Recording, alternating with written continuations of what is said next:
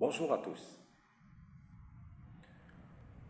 Je voudrais commencer la chronique défense d'aujourd'hui et je le dis, la chronique défense numéro 6 en disant que l'ouverture d'esprit,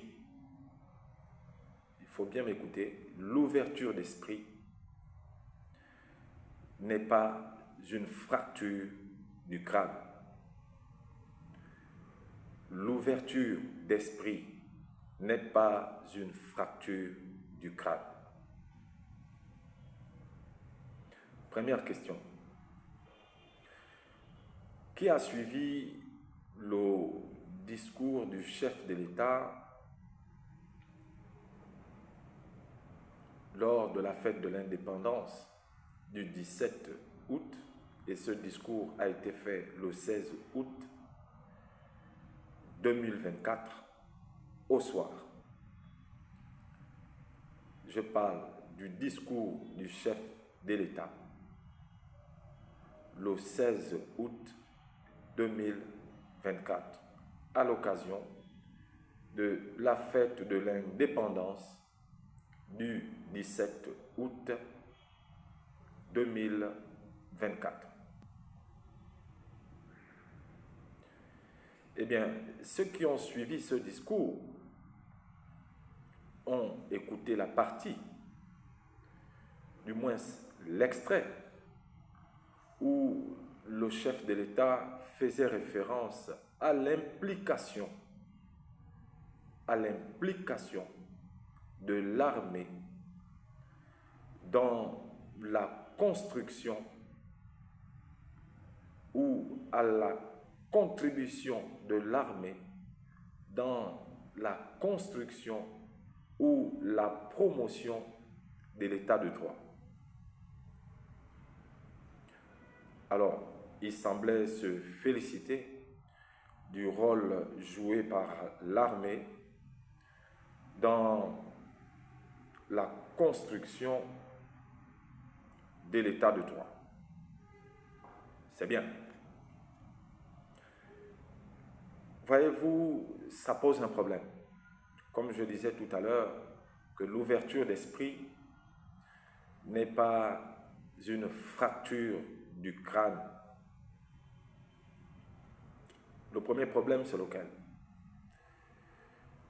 La spécificité ou les spécificités du pouvoir politique posent trois principes essentiels. Il y a trois principes essentiels qui sont les spécificités du pouvoir politique. Premièrement, la reconnaissance. Deuxièmement, la légitimité. Et troisièmement, la contrainte. Je vais commencer par la reconnaissance. La reconnaissance ici, c'est le fait que le pouvoir politique, d'accord, est suffisamment reconnu, d'accord, pour imposer sa volonté ou alors son autorité à l'ensemble des populations. Parce qu'ils sont reconnus comme tels, le peuple se soumet ou alors aux injonctions du pouvoir politique à cause d'une question de reconnaissance. Le peuple les reconnaît et leur attribue cette reconnaissance, alors il se soumet. La deuxième chose qui permet au pouvoir politique d'imposer son autorité à l'ensemble des populations, c'est la légitimité. Derrière cette légitimité, c'est le fait que ces gens ou ces gouvernants sont élus soit de façon démocratique ou alors ils ont été désignés ou alors ils ont été nommés à des fonctions politiques. Et le pouvoir qu'ils ont, le peuple se soumet, soit parce qu'ils ont été élus, d'accord? Il y a la question du suffrage universel qui se pose ici, donc l'élection, le mode de dévolution, ça peut être l'élection, ça peut être la nomination, ça peut être la désignation. C'est la deuxième raison qui permet au pouvoir politique d'imposer son autorité à l'ensemble du peuple ou à l'ensemble des populations. La troisième, c'est laquelle? C'est la contrainte. Voyez-vous, après les deux autres raisons, il y a la troisième. Et c'est celle-là qui pose problème. La troisième, c'est le monopole de la contrainte. L'État, parce que c'est de l'État dont il s'agit, et dans la spécificité du pouvoir politique, il y a le monopole de la contrainte. C'est-à-dire que l'État est capable de vous soumettre à une injonction, même contre votre volonté, juste parce que l'État a le monopole de la contrainte physique. Alors, le monopole de la contrainte physique nous amène à parler de la police. Ce n'est qu'un exemple parmi tant d'autres. La police est au service du pouvoir politique pour non seulement, d'accord, faire de la constatation des infractions, pour aussi mener des enquêtes, pour aussi protéger les populations, pour aussi assurer la sécurité des personnes et des biens, mais également, elle est au service du pouvoir politique. Ça, il faut préciser ça. Alors, le pouvoir politique permet à la police de faire son travail en toute sécurité. Sauf que, quand nous parlons d'état de droit, ici, vous irez en France, par exemple, vous allez rencontrer un syndicat de police qui s'appelle Alliance.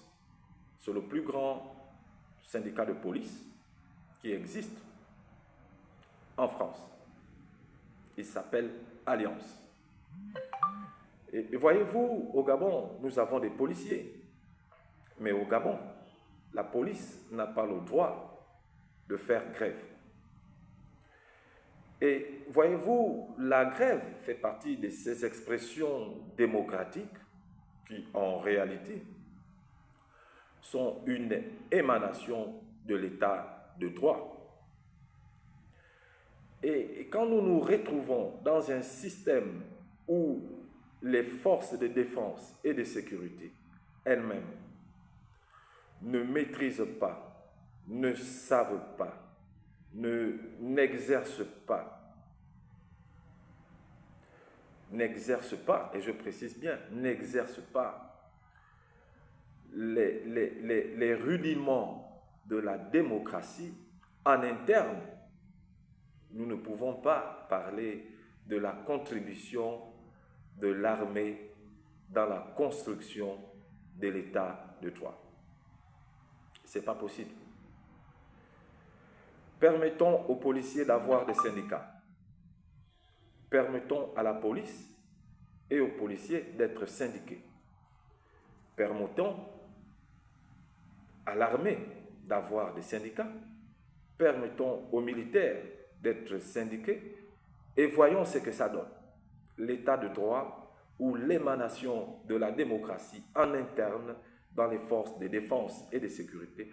Et on verra si, en réalité, l'armée peut s'impliquer, peut accompagner, peut contribuer à la construction de l'état de droit dans notre pays. Il faut poser les jalons de la construction de l'armée dans sa contribution à l'état de droit. Posons les jalons. Commençons par la police. En France, les militaires n'ont pas le droit de grève. Je préfère dire ça comme ça. Mais la police, oui. Commençons par accorder à la police la capacité de faire grève. Et on verra si les forces de sécurité arrivent à gérer les questions ou la question de l'émanation de l'état de droit en interne, parce que la démocratie a plusieurs formes de manifestation, et qui parle d'état de droit parle de l'état de droit sur le sens formel et parle de l'état de droit dans le sens pratique, je vais dire ça comme ça, pour ne pas utiliser une expression trop compliquée. Bien. La construction de l'armée dans la formation de l'état de droit, c'est compliqué à faire. La contribution de l'armée dans la construction de l'état de droit dans notre pays, c'est compliqué à faire. Parce que l'armée est étroitement liée au pouvoir de l'État. Et le pouvoir de l'État, c'est un pouvoir politique. Et le pouvoir politique est un pouvoir absolu. Et des luttes sont régulièrement menées pour qu'il y ait un partage du pouvoir de l'État avec des institutions qui appartiennent au secteur privé, d'une part, et avec des institutions qui appartiennent à la société civile. Et quand nous avons une situation comme la nôtre au Gabon, où des militaires ont la capacité d'atteindre le sommet du pouvoir politique, ce n'est pas très évident de parler de la construction de l'armée ou de la contribution de l'armée dans la construction ou dans l'objectif d'atteindre l'état de droit.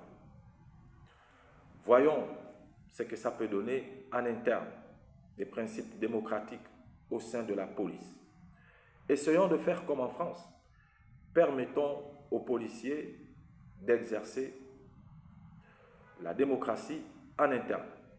Permettons à la police d'avoir des syndicats et voyons ce que ça donne. Je suis sceptique. Je suis sceptique quant à l'idée de penser que l'armée peut nous aider à construire l'état de droit. Parce que l'armée en elle-même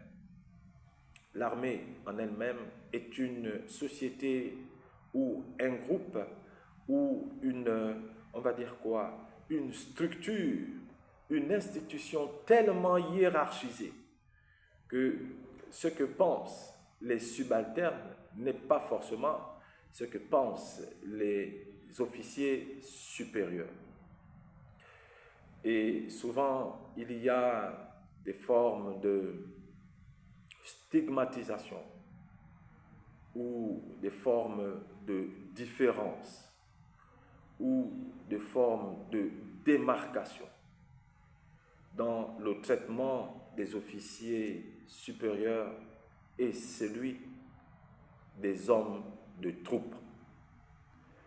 Alors, si nous devons penser que l'armée peut se démocratiser, alors nous pouvons penser que l'armée peut aider le pays et la population à construire un système efficace qui nous permette d'avoir tous les mêmes droits et les mêmes obligations face à la loi.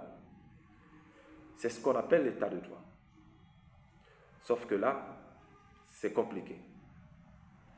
Mais voyons voir, nous observons, nous regardons et nous attendons comment l'armée va contribuer et apporter sa pierre à l'édifice de construction de l'état de droit dans notre pays. C'était Alain Rapponneau, le président du conseil de surveillance de l'Observatoire de la défense nationale, de la sécurité intérieure et de la justice. Et je m'entretenais avec vous sur l'implication de l'armée dans la construction de l'État de droit.